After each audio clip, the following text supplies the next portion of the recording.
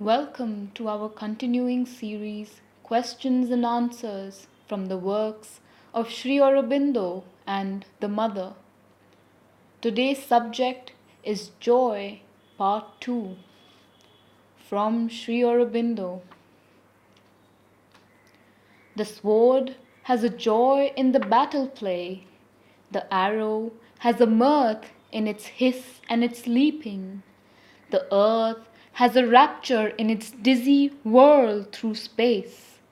The sun has the royal ecstasy of its blazing splendors and its eternal motion.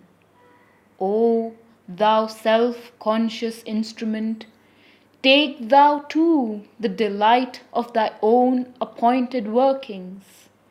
The sword did not ask to be made, nor does it resist its user, nor lament when it is broken. There is a joy of being made, and a joy of being used, and a joy of being put aside, and a joy too of being broken. That equal joy discover. Why shouldst thou limit thyself? Feel thyself also in the sword that strikes thee and the arms that embrace, in the blazing of the sun and the dance of the earth, in the flight of the eagle and the song of the nightingale, in all that is past and all that is now and all that is pressing forward to become. For thou art infinite, and all this joy is possible to thee. The worker has the joy of her works and the joy of her lover for whom she works. She knows herself to be his consciousness and his force, his knowledge and his reserving of knowledge, his unity and his self-division, his infinity and the finite of his being. Know thyself also to be these things. Take thou also the delight of thy lover. From the Mother. What aphorism do we have? It's about renunciation. There is that thing, I said, acceptance and struggle, both together. What did he say about renunciation? All renunciation is for a greater joy yet ungrasped.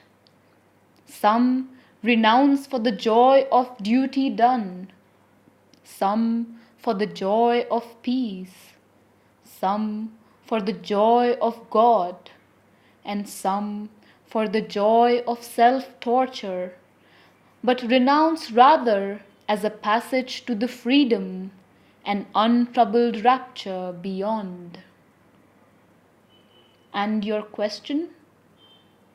I always hesitate to ask you questions because it sets you on a certain line which isn't necessarily what would come to you. Silence.